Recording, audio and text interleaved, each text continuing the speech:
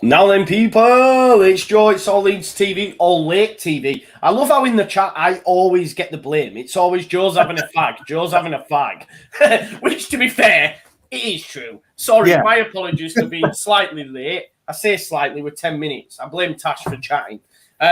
Guys, amazing result. Okay, it should have been more. The performance wasn't vintage for me. It is what it is. We'll discuss it. Before we go to Phil and Oscar and get their thoughts, of course, remember, guys, Don level members can join us in the chat. Tash is going to be posting the link on the Don members feed very soon. If she hasn't already, go on over. We'll get you in, get your points across, and then we'll, keep it moving. So if you're a Don level member, please do join us.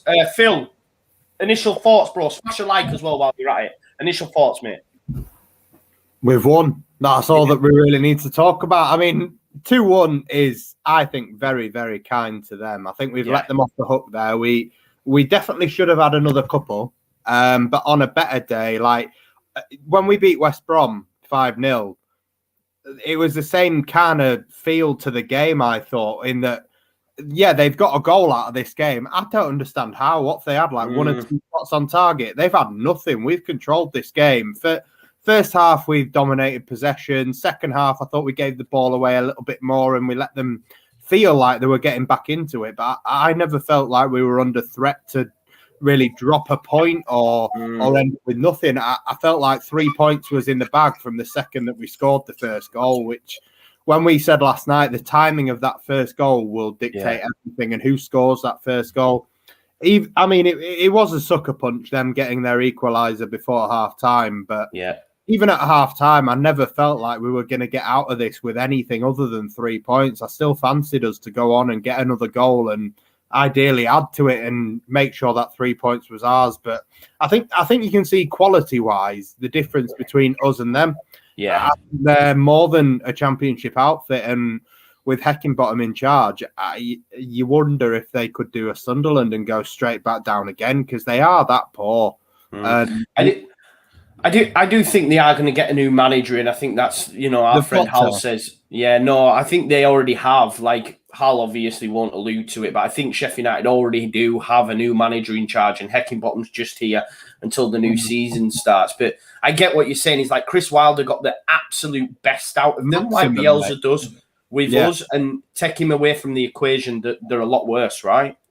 Of course. I think when it comes to Wilder is more of a system than he is of those players. And once you've got an ethos in a club and a system that works, you change that system, and then all of a sudden, if you've got 11 players that aren't suited to any other system, you kind of lost. And taking Wilder out of Sheffield United really leaves, I know it sounds like a daft equation, but you take Bielsa out of Leeds, you're left with Leeds. You take Wilder out of Sheffield United, you're left with Sheffield United, and that is Sheffield United without Wilder. Yeah, no, I agree. I felt, Oscar, do you think it had very much shades of Fulham as well? Last time out, similar. Yeah, definitely. We go to 1-1 just for half time. We're dominant, had a lot of chances. Ramsdale's made a lot of saves. We've messed a few chances up in that final third. The goal's soft that we give away. I don't know what Luke Hayden's doing on that line. Why he's come behind the line, still behind the line. It's always going to be a goal, even if you do manage to block it. But just, we made hard work of it. A bit like Fulham. But those are the games when you win them. It's lovely. It's lovely. That's what good teams do. They win games like that. They see them through. We've had it earlier in the season as well. Fulham at home, that 4-3 game, where we've made things difficult for ourselves, but we still managed to win the match. So, look, I thought we played really well. We made hard work of it. We probably should have won by more goals, but we've won. That's the main thing. We look the far better side today. That's all you can ask for. Similar to Fulham, I thought we were far better than Fulham that night, actually, 2 weeks ago. We were a good team. There's no doubt about it. We're a good team. Yeah. And I think City, Liverpool, certain ways in terms of how they play, a little bit more expansively, a lot more expansively than the last two teams have played. Might get chances to press them a few times. It might open up a little bit more. But obviously, defensively, we're going to get tested more in those games. But I'm happy. Same. It's what we're here for. It's what we wanted. To be honest, I just put a tweet out. Like, for me, I'm just glad this one's out of the way now. Because for me, it's like this is what we waited 16 years for. I seen this group of fixtures. Obviously, at the time, I was hoping we'd be back in the ground. It's not happened. But this group of fixtures for me was when we was. Yeah, I'm just so excited, just from a content perspective, from a football perspective. You know, we really want to pit ourselves up against the best. We've got some Don level members waiting in the chat as well, so we're just going to wait for a few more, and then we'll start getting some thoughts of from them as well. But there's been a lot of discussion, Phil, obviously in the chat from the members. You know, a few of the members have made points about. Like Chris, who we'll have on very soon, says Llorente was easily man of the match. I'd probably go with that. Obviously, Stewie got man of the match as well. There's some that have said Tyler, who I don't believe there was any sort of standout. No one was amazing, but who would you say was man of the match for you? I would be inclined to agree with Amazon Prime. I was saying, especially in the first half, I was saying Dallas. I do think second half, I think Llorente probably more than Dallas, but there's 2 or 3, to be honest. I think Llorente, Dallas, Roberts, they all had a very, very good game, the 3 of them. I think it's always important with Leeds United victories or any Leeds United performance, the collective and how we press as a unit. And if we press as a unit, it gives us the platform to be able to go on and win games. It's as simple as that. If we defend well and we defend well from the front and we press from the front, which is a lot easier when you've got Jack Harrison and Patrick Bamford chasing their defenders down, I think it makes the job a lot easier. And I could see why they give it Dallas. I would be inclined to give it Dallas, but anyone that says Llorente over Dallas, I'm not going to shoot them down and say, no, you're wrong, because it's splitting hairs, to be honest. Those 2 will be the favourites, but anyone that doesn't want to go with the mainstream may also pick Tyler Roberts out, because some of his crossfield balls were fantastic today. The ball for the Jagielka own goal was an absolute peach. He did that 2 or 3 times as well. It wasn't just the once. He did it a few times, and that's not something we expected from him last month. No, not true. You're right. Let's go then to our Don level members and welcome in debut on the show, Michael 20 HD, friend of the show. How are you doing, mate? How are you doing? Can you hear me all right? We can hear you perfectly, mate. How are you doing? Mate. We can. Yeah. I was a bit nervous towards the end. It should have been about 6 or 7, to be fair. Coops was making me a bit nervous at the back. I don't know if he was short on match fitness. I don't know what you guys think. Yeah. So what do you think then? Michael? Would you have preferred Pascal to keep his place in the side then? And is that where you would? 100%. Are you not a Cooper fan? No, to be honest, no. I got that agenda as soon as you started speaking, brother. I just think, if he loses the ball, he hasn't got the pace to come back and win it. And Struck and Koch and everyone else. Llorente was fantastic today. No question. He even got into the box and back across it, wasn't he? So, yeah. He's good, isn't he? Good as Llorente, yeah. Good. Go on, mate. I was just going to say Rafa. I know that Dallas all round was brilliant, but Rafa's one of the best wingers in the league. I ain't going to say anyone else. He nutmegs everyone, and he doesn't seem to lose the ball. Yeah. Thoughts on that, Oscar? Yeah, definitely. He's getting to that level. He's doing something every single game. He produces the moment in that first goal, and I've got to agree with Michael on Llorente as well. Llorente, he was probably his best game in the Leeds shirt for me. Probably definitely up there. He's getting better by the game, no doubt about it. And he's probably become one of our top centre backs, probably first choice centre back now. You've seen that confidence boost from Koch and Strout both being on the bench. He's overtaken both, and absolute fair play to him. I was critical at the start. He had a couple of iffy games for me, but he's been absolutely fantastic. And nothing wrong with his price tag. And Rafinha, you're looking at 2 players there. The reason I talk about Llorente is you're looking at 2 players there for 30 million the cost combined, and they look probably like you could play on the double.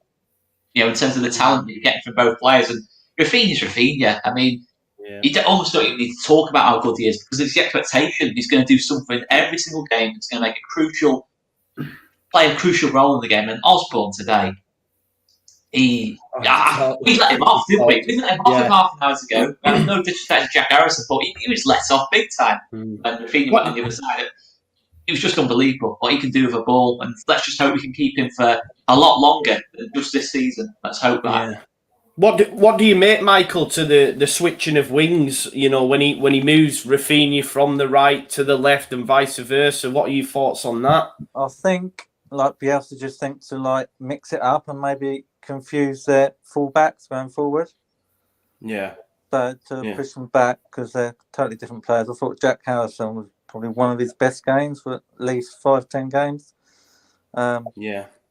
He's seen a psychologist or something, wasn't he? They said. Yeah, that's right. Yeah. But big Jack Harrison fan.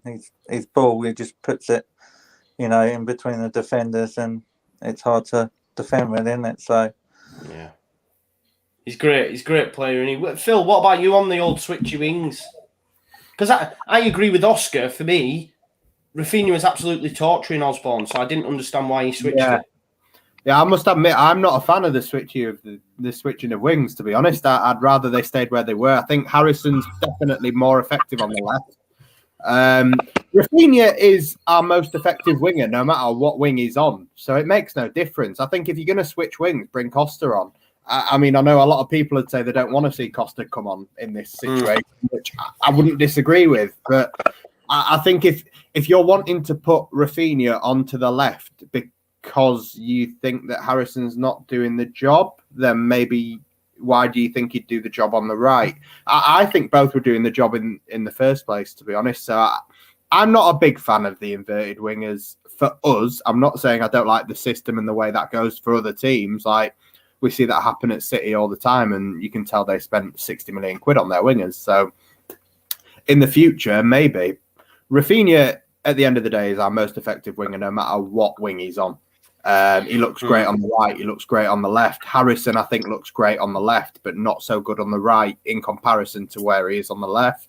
And when you're putting Rafinha over there, I'd rather see Costa coming on for the last 20 minutes to cause problems. But in a game like today, I think the game was already won. So I don't really think we needed to use Costa, and maybe that's why we've seen what we've seen. Definitely. Anything finally you would like to add, Michael? I thought Melier was good. He came out quite, a couple of good catches. He seemed more confident. Yeah, and I think get him on the new contract ASAP, I reckon. Yeah, definitely. Am I right in saying, Michael, you do your own YouTube stuff as well, don't you, pal? Yes, I do. Yeah.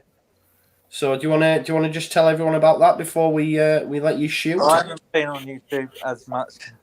I won't do my plug like you do every week. I love that.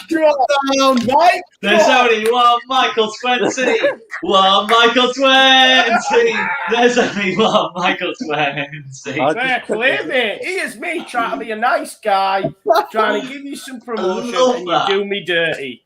I still love you, bro. Cheers, bro. Thank you very much, Michael. See you later, mate.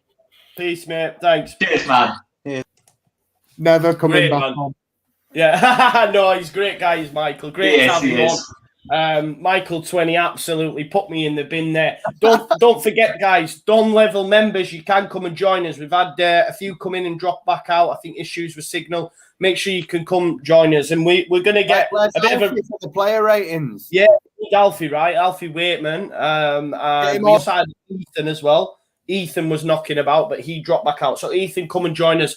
We'll come to the next guy. Everyone knows him now. It's just Chris Kelly. Here we go. How you doing, brother? All good, mate. All good. Yourselves? Yeah, good, man. All good, mate. Good, man. Good. Thoughts? Talk to us, Chris. I don't know. What's your opinion on Tyler? Tyler. What are you about Tyler?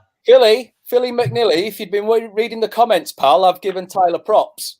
Yeah. Good lad. And the first thing I'm going to do here is clear up this nonsense about Tyler from this channel and me. When Tyler's had a good game, I'll say Tyler's had a good game. You said it was 1 in 10, though. Now, players dip in and out of form, yeah? So we've seen Jack Harrison be quiet. We've seen other players be quiet recently. The difference is Players like Jack Harrison have bought the credit to have a few off games. Yeah. Tyler, for me, hasn't yet bought the credit because he has 1 or 2 good games and then you don't see him again. If he goes on a run of games now to the end of the season, performing like he did today, well done, mate. You've bought yourself a place in the squad next season. I don't think he's probably starting next season. Is he buying that credit now, though, for you? With performances like that, mate, but I want to see 5 or 6 on the bounce. Yeah, like no, today. that's fair. So, for me, though, Chris, I think we've seen 5 or 6 on the bounce already up to We're this getting point. there. I think it's probably the most consistent he's been in at least the last season and a half, 2 seasons for me. So he is now buying that credit and credit where it's due. He stepped up. And to be fair, it was the first time today where I saw him in the starting lineup and wasn't like, do you know what I mean? So he has been doing something for me to not go, oh man, what is he playing at here? I've got a question for you, Chris. You know when Rodrigo came on, we had the comparison a few shows back about Rodrigo and Roberts. I was just wondering, what did you think when Rodrigo came on? And obviously Roberts was still on the pitch for a little while. Who would you have felt more comfortable starting today based on what you've seen today? Basing it just on today, Tyler. Yeah. Okay. But what I will say is, I think Rodrigo was unlucky today. I think there was probably 3 or 4 occasions he should have been found and wasn't. But the one thing I did notice when Rodrigo came on and Paddy went off is no matter if Paddy's having a quiet game or not quite at it, we're still not the same team when he's not on that pitch. He just lose that bit of oomph up front. He doesn't. Other players just don't start that press quite as well as Paddy does. No. You're right. But I don't know if Paddy still needed a bit of a rest, to be honest. He looked tired. He'd done a lot of running around. We won 2-1, so I'm not going to whinge too much. I think Rodrigo, he made all the right moves today. He just wasn't found. I'm still not sure on Rodrigo's best position, but I've said before on here that next season is the defining one for Rodrigo, not this season. He's been in and out with injuries and COVID and everything else, so we'll give him that, give him that chance. I agree with some in the chat. I think Llorente was man of the match today. Second, just shading Stewie Dallas over the 90 minutes for me. Again, Phil, I completely agree with you, mate. I can't argue against Stewie being man of the match either. I thought that first sort of 30 minutes in that first half, he was everywhere. He was absolutely insane, that first 30 so minutes. I think if he scores in that second half where he pulls it wide, then he's getting man of the match. But Llorente's settling with every game, isn't he? He's just naughty. He's a naughty centre back. I love him. He is. That's brilliant. What do you make, Chris? Obviously it's come out apparently, and I'll get everyone's opinion on this, but they've said VAR looked at the Roberts incident. When Baldock makes the challenge and said it was not a clear and obvious foul. It's an absolute cop out, that, mate. It was out of control for me. He comes steaming in, and actually, when he makes contact with Tyler, both his feet are off the floor. It's a yellow. Brutal. It's easily a yellow, and there's an argument for a red for me. Yeah, and I believe they've not done it. I think it's weak officiating because we've played advantage and potentially should score. It's a chance for them to go, just forget that happened and move on. I think if the ball goes out or whatever, or Tyler gets clattered and nothing happens with the ball, then they've got a decision to make. But it's weak officiating. For me, I'd be saying red card maybe. I agree. Yeah, so got to be something for that. It's like it didn't happen. It's like it never happened. Kind of thing. It's because we went on and had a decent effort at goal. That is ultimately why it is. Yeah. I mean, let's not forget VAR when Van Dijk did his leg because he was offside. Pickford, who 2-footed him, and caused the whole. They love a cop out. They love didn't even get that sums up VAR. That's a couple of weeks ago. That today, it sums up VAR. It sums up why it's an absolute nonsense of a system to have in this game. It just doesn't work in football. That is an exact example there. Exact example. It's really poor. I don't think it's VAR that's the problem. I think it's the idiots that are sat behind the computers. But I agree with your point. I think VAR was put in because we didn't trust referees, and now we're asking those same referees to implement VAR? Why not get someone that, you know, the people that created the technology themselves? I don't know what company it is we bought it from, but maybe somebody that implemented those cameras might be better to judge than a referee. Anyway. Pros. I think the people who actually played the game should be in charge of it. For me, I just think those big decisions. You know what, Oscar, you're right. Like with it's a bit of a corny example, I guess, a bit twatty, but Formula One, they have ex-drivers sat in there doing, through the race, checking racing incidents and stuff like that, and calling it that way. So maybe it is a job for an ex-pro to say, he's out of control there. Yeah. So.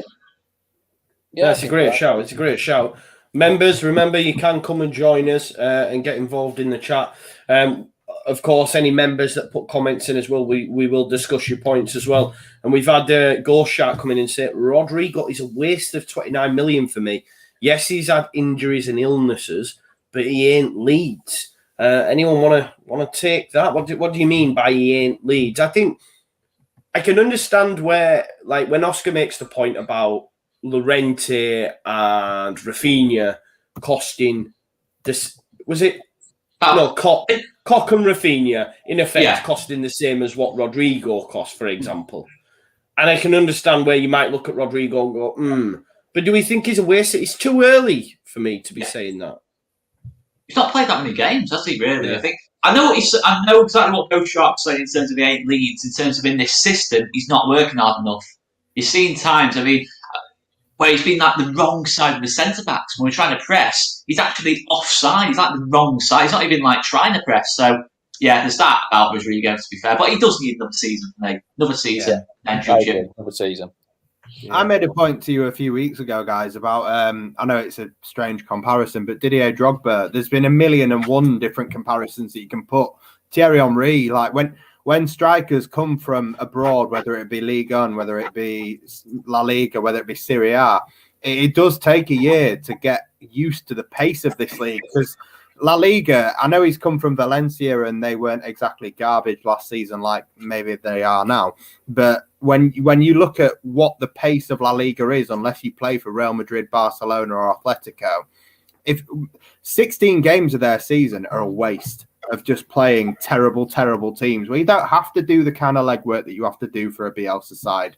So I genuinely do feel that Bielsa's always said it takes 8 weeks minimum of staying fit and training and murder ball to be able to keep up with his intensity.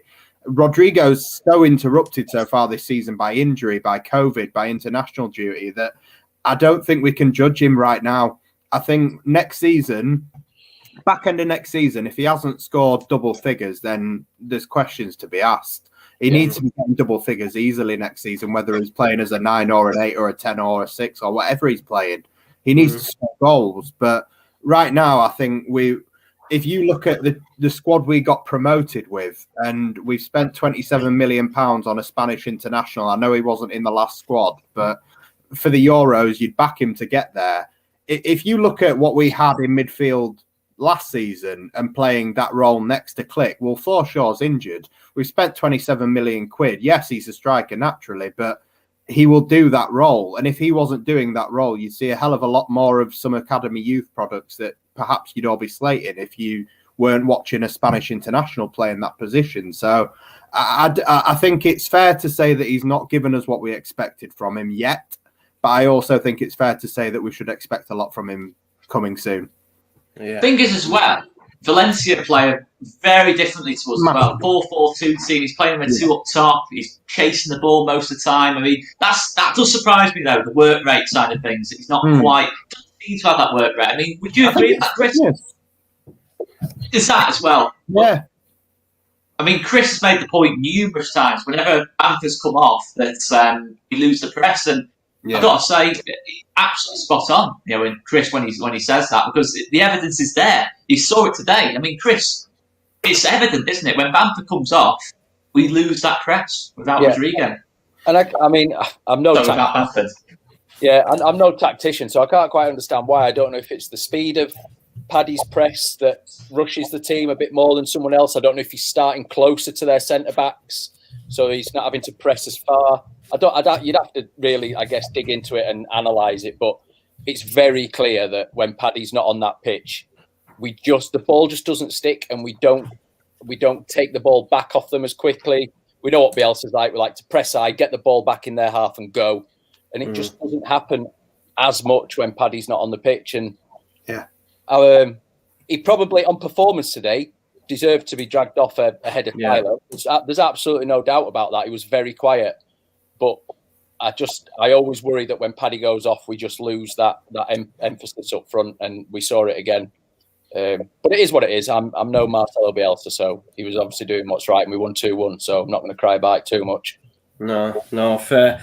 We've got another Don level member coming in. Chris, any final thoughts, mate?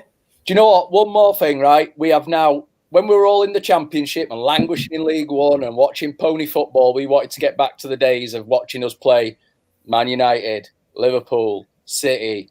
Those 3 games are coming up now. And all I can say to the fans is 42 points now. Chill. Enjoy them. We're going to go at them. We've got nothing to worry about. This is Leeds United with the shackles off now for the rest of the season. Looking over shoulders. We're going to go for him. If we get pumped 4-0, we get pumped 4-0. But I'll tell you what, it'll be an entertaining watch. Yeah, exactly. I love it. Cheers, Chris, man. Thank you, as always, you legend. Legend. Right, we've got gamer guy Ethan joining us. Ethan, are you there? Yeah, mate. Hello. Are you there? Are you there? Marco. Oh, Ethan's gone. Ethan will be back. I did hear him say something, but then he did. Okay, we'll wait for Ethan to come and join us. So, guys, Don level members, if you are around, please come join us in the chat. Guys, Jagielka, I think 7 own goals now. He's up there with the likes of Jamie Carragher for most own goals scored in a Premier League season. Do you think if he doesn't get a touch on it, Rafinha's putting it in anyway? Yes. Yeah. Yeah? Yeah. Okay. Definitely. Is there anything else you want to discuss, go through, boys, before we look to the player ratings? I just want to have a... Yeah, no, I'll let you go, Oscar. No, Phil, mate, you go. I was just going to go on the last thing Chris said about Bamford and Rodrigo. With Rodrigo coming on, do either of you two guys see him as a replacement for Bamford anymore, bearing in mind what we've seen so far from Rodrigo in his time under Bielsa? I see him more now as, I say an 8, but that 8 position isn't an 8 position. It's somewhere between an 8 and a 10. When he comes on now for Bamford, do you see him as a 9 anymore? It's early days, isn't it? It's still early days. He's not played there a lot. He's played mostly as a 10. No, that's why I'm a little bit... I don't want to dig out Rodrigo for his performance as a striker when I'm used to seeing him in a Leeds shirt as a 10, kind of. Thing is, though, I use this quote a lot, but he was and is and could be again Spain's number 9. There's something they've seen something in him to say that he can play that role. Look, his goal scoring records throughout his career has been a little bit up and down, but I think for us as a pure number 9, I think he can finish. He makes the runs. He's made 4 or 5 really good runs in behind in that second half. To be fair, after he's come on, I actually would find him for one in particular. Yeah, they should find him. I actually thought he was better than Bamford today. To be honest, I actually thought he was better than Bamford. I'm not saying I was particularly great. His greatest game. No, he didn't. I'm annoyed that he didn't score when I put so much on him to score. I actually give you a bit of stick. I was like, Phil can shove his stats up his ass. But let's go to Ethan. Ethan, what were your thoughts on today's game, mate? Oh, God. Oh, we've lost. I don't know. He doesn't want it. No, I don't know if Ethan wants. Come on, Ethan. We want to hear your points. Any other Don level members, remember that the opportunity to come on, it is available on your Don level member feed. We've had, of course, Michael 20 and Chris Kelly. We want to hear from more of you. But if we don't, we can always, you can join us on the player ratings if that's possible as well, if you can't at this moment in time. But Oscar, what were you going to say, mate? I know Phil mentioned about Rodrigo. Just one last thing on Rodrigo. I think if the other Rodrigo signing, Rodrigo De Paul, I think that means almost definitely that Rodrigo will become a centre forward long term for us, or if he's going to be effective here, it will be at centre forward because he's not going to play where De Paul plays. And I can't see it. I can't see De Paul and Rodrigo being in the field together. Maybe I'm wrong, but that might influence things a little bit. He might play more regularly there because it's not easy if you're injured, got illness, in terms of COVID and that lot. Swapping positions all the time. It's not going to be easy to build any momentum, and no matter how good you are, you need that momentum from time to time. But I just want to give praise. I want to give praise to Diego Llorente today because he was superb. Absolutely superb. Trying to dig out that old Llorente. No, not at all, mate. Listen, this is the thing about me being a Llorente hater. I gave him man of the match against Chelsea. I gave him man of the match against Fulham. I'm going to give him man of the match today. I thought he was our best player today. Don't spoil the player ratings, Oscar. I did. Oh. There's no 0.5s for me, mate. There's no 0.5s. He's absolutely superb at the minute. I think I've only got 2. Well, there you go. I mean, you can call me a Llorente hater, but I'm padding on the praise. And to be fair, Robin Koch has got a massive battle to get back into this team, which seems crazy to say, but Cooper's ahead of him at the minute. Llorente's ahead of him. Yeah. It's going to be interesting. It's good to have so many good centre-halves at the club. Yeah, it's so good to have it. Yeah, just to go through some key stats, obviously, from our good friend LUFC Data and just some other key things before we do wrap this up. Remember, Don Level members, you can join us. Goals and assists in the Premier League this season, 13, James Maddison. 12, James Ward-Prowse. 9, Mason Mount. And Jack Harrison's got 12. In there with some illustrious competitors. And it's his first season in the Premier League. And he's one behind Maddison, level with James Ward-Prowse. And let's be honest, James Ward-Prowse takes set pieces, takes penalties. So a few of them, his goals will be that. And obviously Mason Mount, and we know how good Mason Mount is. So just how impressed, like Jack Harrison was back to his better performances today. If you remember rightly, a couple of weeks back, we were all saying, well, we understand why Costa's playing. But it's nice to see Jack back doing bits, obviously. Scores a goal and assisted the Jagielka own goal as well. So great to see him and great numbers. Yeah, I don't think I've ever really had any sort of sway towards the Jack isn't good enough kind of side. I don't really think why anyone would. I think regardless of whether it's been going for him or not, he's always got that first touch, which is far better than the vast majority of our entire squad. His first touch is like a cloud, like just catching anything. It's beautiful. He's got a great left foot, and when he goes down the outside and he swings one in, 9 times out of 10 you do fancy us to create something out of that. And even on the games where people have said he's been playing badly, when he does play badly, he still has that one ball in per game where you think that's going to cause a problem. And as much as Alioski is a point of contention at left back, left wing back, whatever you want to call it today, him and Jack Harrison have that partnership together that's been built over 3 seasons now, that they have got an understanding between them that works really well, which is why I'm more of a fan of Jackie on the left than I am when he gets switched over to the right. I think he's so much better on the left. But no, Jack Harrison is someone that when we're hearing it's £11 million to make him permanent. I don't think there's any reason why you don't. 10, is it? 10 or 11. Either way, just spend it, man. 10.5. Mate, Don't get him started. But you back him, you would. If you could have him at £10.5 million, you'd take him. Oh, yeah. There's no reason. If someone offered you for under, like Helder Costa's £16 million, yeah. Do you think Jack Harrison isn't worth more than Helder Costa? Yeah, of course he is. That's what I mean. So whatever they ask from us, just fucking pay it. Yeah, definitely. I love that quote. That quote where he said it's like a cloud catching or something. That is Jack Harrison's touch. What was that say? What was that? Beautiful. Like his first touch. I don't know what you mean though. A cloud catching. His left foot is like a cloud. It's like a pillow. It's a soft pillow to a ball falling onto it. It's beautiful. Because if it was a cloud, it would go through.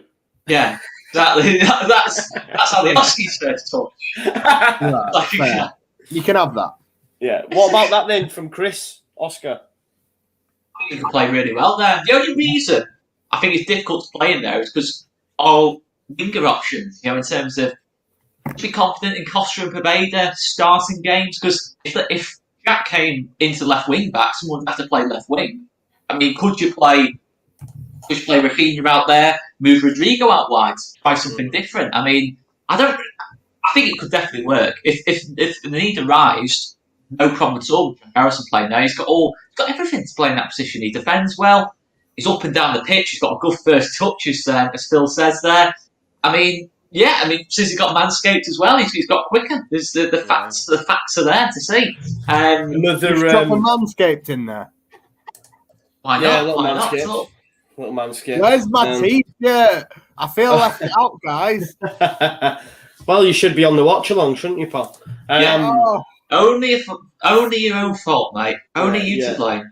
Another key thing here, guys. LUFC data: 42 points on the board, top half of the table, double over Sheff United, first promoted Premier League side to win 13 of their first 30 games since 2006-07, 27 out of a possible 30 points earned from bottom 7 sides. So that just shows we're already streets ahead of the lower end teams in the Premier League.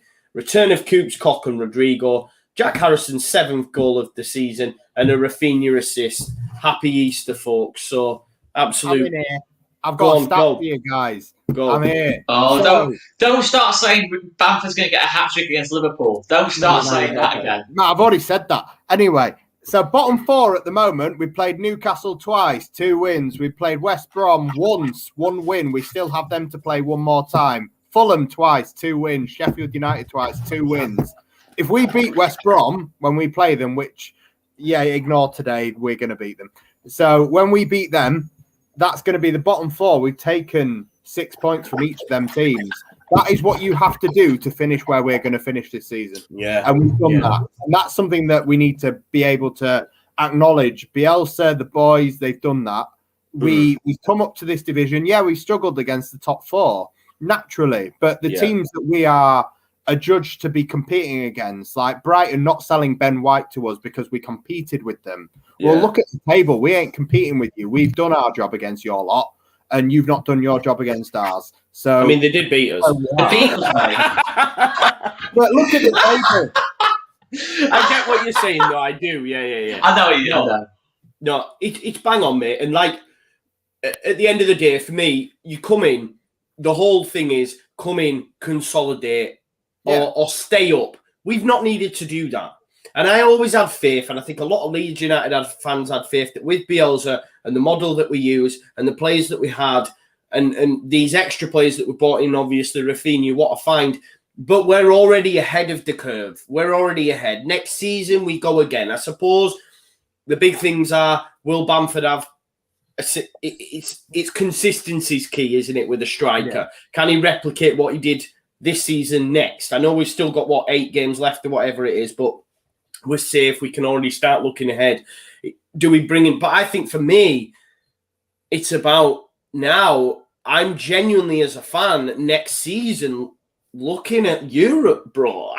Is that wrong to think that? We would be in Europe this season if we had a consistent left back and a player who can play in between the lines in that kind of half 8, half 10 role, like a Rodrigo de Paul. If we had de Paul, Perraud, or a left back of some sort, Gaia, other ones we've mentioned, we would be.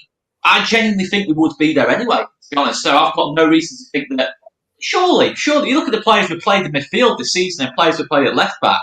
There's certain games where I think we would have got more than what we actually did. So I think we're not that far off at the minute, to be fair. No, so I think fans in the ground as well. Our home form hasn't been great. Fans in the ground. It's going to be Ellen Road, mate. A full Ellen Road. Wow. Exactly.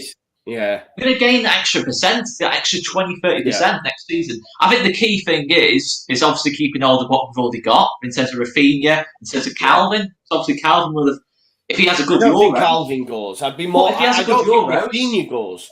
I don't think Raf goes, but I'd be more concerned about Raf than Calvin.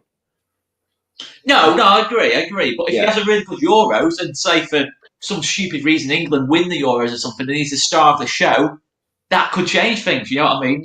I'm not saying it's going to happen, but when Calvin plays like he did for England, he's going to have himself more in the shop window. But I think Rafinha's the one you look at and think that's going to be probably the hardest player to keep. But yeah, I mean, I think we're going to be all right. I think we're going to be okay. Perfect. And we've had no more Don level members, so we'll end it there. We'll probably, if we look at it now, it's 6 o'clock. If we set up the player ratings for 6 o'clock, 10 minutes time, do you reckon? Could we say we've got to do? Have we actually got the ratings out on for the members to vote? Let's have a look. Has Tash done the poll? Has Tash done the poll? Okay, right, we need to set up the poll. So, do you want to say 6:30? Let's do 6:30. Guys, join us at 6:30 for the live player ratings. Look out, any Don level members. Maybe we'll shot the link over for the player ratings as well, and have you drop in and out and give us some player ratings. But thanks as always for watching. Keep it locked to All Leeds TV. We've got some exciting games coming up, as you'd imagine. We can't wait to get our teeth into them. Thank you for watching as always, and we shall see you at 6:30. Over and out and all that jazz. Peace out and all that jazz. Boom.